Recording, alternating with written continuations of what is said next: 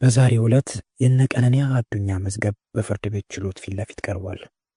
ሟች ከመሞቷ በፊት የጻፈችው የዲያሪ በነፍስ ማጥፋት ወንጀል በተጠረጠረ አንዱዓለም ጎሳ የህግ ጠበቃ እጅ ነው። ቀነኒ ከመሞቷ በፊት በህይወቷ በጣም ተደጋጋሚ ጊዜ ራሷን ለማጥፋት የወሰነችበት ጽሑፍ እንደተጻፈ ጠበቃውም ተናግሯል። ዝርዝር መረጃዎች አሉን። አጓጊ ስለሆኑ ሰብስክራይብ፣ ላይክ እና ሼር ያደረጋችሁ አድምጡ።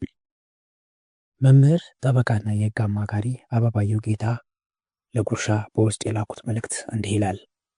የወንጀል ምርመራ በተለይም የነፍስ ግድያ ምርመራ እጅግ ውስብስብና ቀጥተኛ ማስረጃ በግልጽ ከሌለ እጅግ አዳጋችና አስቸጋሪ የወንጀል አይነት መሆኑን የህግ ባለሙያዎች የሚያውቁት አለም ሟች በሰው እጅ ወይም በራስ እጅ ነው ህይወቷ ያለፈው የሚል ጥያቄ በብዙ ውስብስብ ምርመራ እንዲሁም ቴክኒክ እና ታክቲክ ማስረጃዎች ታግዞና በአግባቡ ተተንትኖ ወደ አንዳች ድምዳሜ የሚያደርሱ መሆኑ እውን ነው። በተያያዘ ጉዳይ የቀነኒ ማስታወሻ ደብተር ነው የተባለው ወደ ተጠርጣሪው ጠበቃ እንዴት እጅ ላይ ሊገባ ቻለ? መቼና ለምን?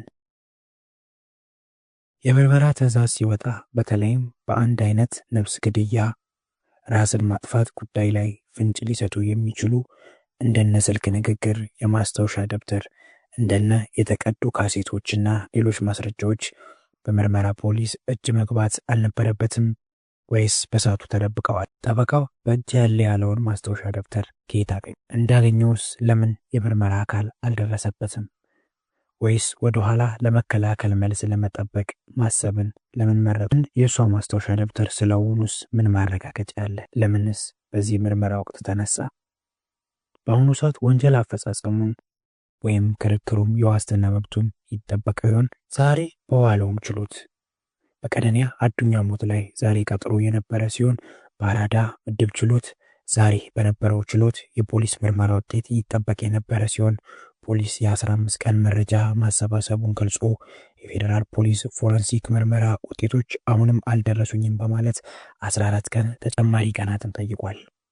የአንዱዓለም ጠበቃ በበኩሉ የቀነኒ ዲያሪ እሱ ጋር እንዳለ ጠቅሶ ቀነኒ ራሷን ለማጥፋት መድኃኒት በተደጋጋሚ እንደወሰደችም ጽፋለች ብሎ ለፍርድ ቤቱ ማስረጃ አቅርቧል። በተጨማሪም የቀጠሮ ጊዜ መፈቀድ የለበትም፣ አንዱዓለም የዋስ መብት ሊጠበቅለት ይገባል ተብሎም ተከራክረውለታል። በተጨማሪም ከእስር ወጥቶ የሙዚቃ ስራውን ለፋሲካ ያቅርብ የሚል የዩቲዩብ ዘገባ የተሳሳተ ነው ሲሉም ሊታረም የሚገባው ሀሳብ እንደሆነ ገልጿል። ፍርድ ቤቱ የሁለቱን ክርክር ከሰማ በኋላ የክርክር ውሳኔውን ለመስጠት ለነገ ማክሰኞ ጠዋት ቀን ቀጥሯል።